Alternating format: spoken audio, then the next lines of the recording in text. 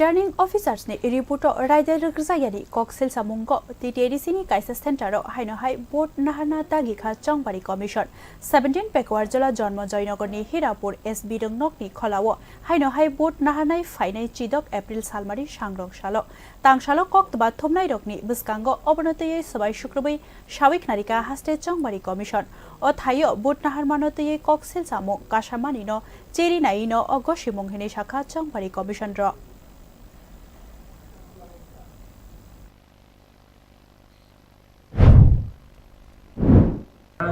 একটা অভিযোগ পেয়েছিলাম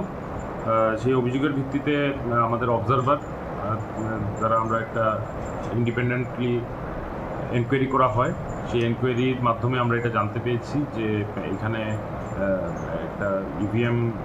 কে ট্যাম্পারিং করার একটা চেষ্টা হয়েছিল। তো সেই বিষয়টা আমাদের কমিশনার স্যার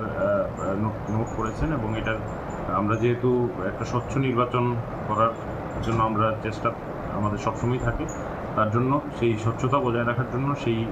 পার্টিকুলার যেই ভোট কেন্দ্র আছে 17/39 সেখানে আমরা রিপোলের যে